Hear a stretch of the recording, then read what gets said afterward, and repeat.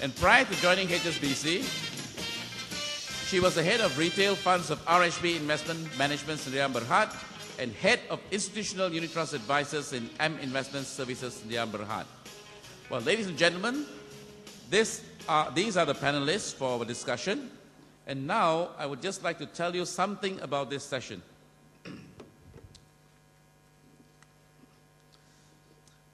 This session, in line with the theme of reinvigorating the spirit of investing, it will look into how the market changes have driven some of the behavioral and investment patterns of our investors. It will discuss a few interesting questions about the market. For example, as the financial crisis and the market uncertainties change the attitudes towards investing, what is the value proposition that the industry can offer? What are the investors' expectations and concerns? Has the industry taken sufficient steps to rejuvenate investors' confidence and sentiments towards investments? So without further ado, I would like to pass control of the session to the discussion leader, Puan Sharifatul Haniza. Thank you. Thank you, Viji. Good morning, ladies and gentlemen. Assalamualaikum warahmatullahi wabarakatuh.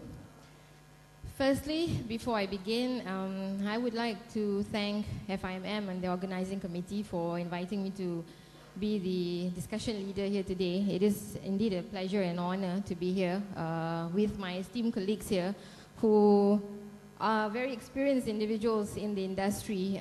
They will be sharing their thoughts and some of my thoughts with everyone here today on today's topic, reinvigorating the spirit of investing.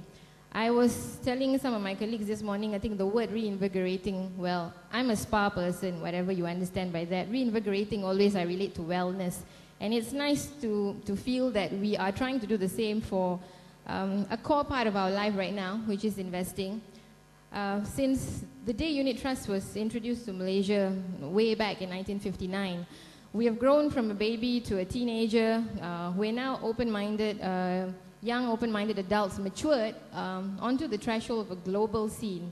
And this has happened with the continued liberalization of the capital markets. And I think that's a challenge all my colleagues here up here and all the ones down there face. And especially the last 10 years, I think, has been a very, very exciting times for us, both challenging and frustrating at times as we learn and we rework our footsteps a lot of the times. But we realize that as evolution takes place, we can't run away from global events that time to time have an impact, regardless big or small, on our product offerings, our demands from our investors, how we face the market today. I think for the UTCs here today and some of us up here, we share both a role on the front line to the customers and also behind the scenes as fund managers. And we always wonder in terms of, or in the face of such uncertainties, what are our propositions to the investors? What do we offer them to make them feel comfortable? And for a lot of them, I think we heard this morning and last week even where I was at another conference, we are realizing the seriousness of the situation where pension monies, investments for the future, investments for the retirement. Malaysia is going to be an aging population, I understand, by the time we hit 2030, 2025, 2030, and that's not very far away. Our mortality rate has also increased substantially. And how do we make sure investors are confident? We have just left the month of October, and I know my colleagues here will share with me, it's been a very exhilarating last 2 months. Market is almost reaching an all-time high. I didn't see the markets today, so excuse me, I was busy trying to read for this morning. So if someone can tell me what the index is this morning. And this is also a very challenging time for us because I think there was a statement, I mean, this is an old saying. October is the worst time October is the worst month to do any, or potentially a dangerous month to speculate on the market. And if you eliminate October, the other months which are dangerous to invest in the markets are basically January, February, March, April, May, June, July, August, September, November, and December. You know, so it is a very, very challenging time for us. I hope that today our four experienced analysts here will be able to answer some of the pertinent questions through the sharing of thoughts. I understand because this is a panel session, what we're going to do, just some housekeeping items here. I think everybody on top of the stage will be given about 8 to 10 minutes or so. I think there's a consensus up here that we would like to open it up to the floor to share the thoughts and maybe ask questions, because I think we all feel up here that that's probably a good way. I actually also have some basic slides here just to share with you. I think we can probably just run through them very quickly. They are basically just numbers in terms of and issues that we hope to address today. I think basically the question that we'd all like to answer up here, or maybe even just try to deliberate, is, does investing trend follow market conditions? I think that's going to be an understatement, right? I think everyone's going to say there's no issues there. How does the unit trust industry evolve with time? What are the changes in investment demands? Is there a relationship between the market conditions and also the unit trust industry? All these are foregone conclusions. We all know that. But the interesting one is that I think you will see on the growth of unit trust funds, if you look at conventional and Islamic unit trust funds, conventional unit trust funds saw 117% growth over the period shown here, 05 to 09. Islamic showed almost a similar growth, all more than, all triple digits. And in terms of the growth in net asset value, you see that also growing, but of course that had its own challenges in terms of what was happening in the market. Look at this next slide where we show you, I think I can't actually see from here, but it shows you number of new conventional funds launched. You can see the trend, and I think it reflects what you guys face out there, what you offer to the markets.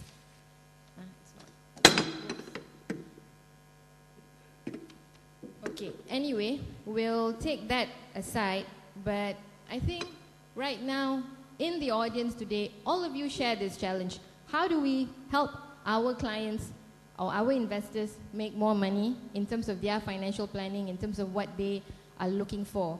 An interesting thing is that it's not your salary that makes you rich, but your spending habits, your saving habits. The name I mentioned now next it's a sensitive name, but all of you would know him somewhere, where we learned through the cycles in 97, where George Soros said, it's not whether you're right or wrong that's important. It's how much money you make when you're right, but how much money you lose when you're wrong. That's a very critical thing. And sorry if I'm going to bore you guys with some sayings. I seek inspiration from these things, okay? Because you learn from the industry, the gurus of it, and I think we all know the name Warren Buffett. You only invest in something that you're going to be perfectly happy if the market decides to shut down for 10 years. Because we all know in this room that investment is all about long term. And when you talk about reinvigorating investor confidence, it's about long term. It's what their actions are, what you're going to do, and actually how they're going to manage the situation over the long term. That I think is a very critical and pertinent point. I think what we have done here today is I'm going to be asking for opinions from my colleagues here today. Since the crisis, I cannot say the crisis because we've gone, for those of you who have been in the market, some as long as this, some as shorter, some probably longer, there's been many, many different crises. Tech bubble, the last round Lehman crisis, I think we're all slowly losing the acronyms. And used to be when we did a technical chart, we only had to ask our people to just show one blip. Now there's so many blips on the charts that you kind of lose track of it. So I would like to ask this question in terms of what are the products right now preferred by local investors? What do we offer our investors in terms of the preferred proposition? Have investors' appetite change? Because I know for a fact on our end, you'll see that people seek safe products, protection. And I think this is where I'd like to invite Datuk Noripah to share her thoughts on this, whether investors' appetite have remained the same, what have they changed in terms of asset allocation and diversification? Datuk. Thank you, Sharifatul. I would like to answer that I wasn't born when the crisis was here. We're not that old. Just a quick answer to that question. Pre-crisis, what was the investors investing in, and post-crisis, what are the investors looking at? I would like to take the audience into an international perspective for a minute, because Malaysia is not insular, and it's the international perspective that actually influenced the investment decision of us here in Malaysia. I do travel quite a lot, and when I discuss with investors in GCC, GCC stands for Gulf Confederated Countries. There are 6 countries in there, the like of Qatar and Saudi and Kuwait and Emirates and all those. So when I go to GCC just after Hari Raya, pre-crisis, they were very much in brick and mortar. Now, they just couldn't stand the name of UBS. They just couldn't stand the name of any global houses. They are actually looking very much at money market and sukuk. Just in July, when I was in Germany and Geneva and UK, when I was talking to the investors there, they cannot stand the name of Madoff. They were pre-crisis very much in very high return kind of investment.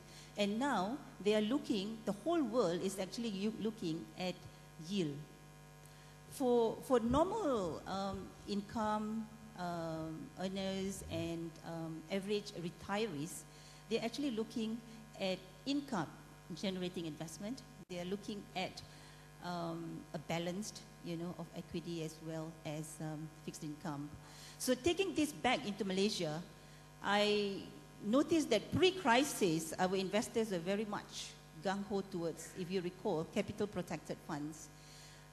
The way it was sold wasn't as diligently explained, to the extent that I think investors was very happy it's capital protected. They forgot that it's not capital guaranteed.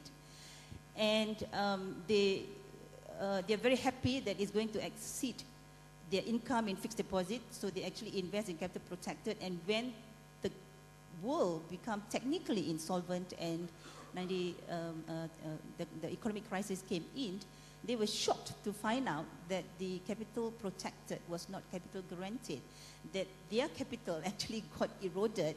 They only get back their capital upon maturity, and if it's withdrawn before maturity, they will not get back that capital, in fact. So what do they invest now from all those lessons learned? I noticed there is a lot of appetite on equity. Equity in 2009 and 2008 has been a laggard, and I think the catch-up on 2011, 2012 is an equity asset class catch-up. And which part of the jurisdiction should equity asset class be attractive to the investors? I still think it is global emerging market, and you should cut out into regional emerging market, the like of Latin America, the like of Southeast Asia, the like of ASEAN, the like of Greater China, and also the like of emerging Asia. Thank you. Thank you, Dato'. I have a question to Hua. Is capital protected a term we should erase from our dictionary? I find it very challenging, and I know it gets to me, so. Well, I'm not sure whether you asked the right person, because we only have 5 funds and none of them are capital protected. That shows you right. Also, that's a choice, I think.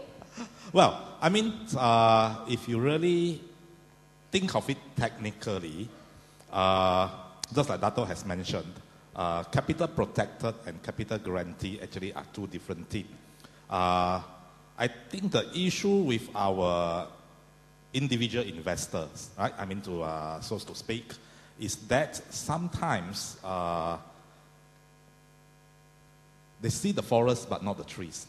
The fact is that they always, I mean, there's nothing wrong to look for a return, but most of the time, they always forget about the ultimate objective of investing. I mean, they are very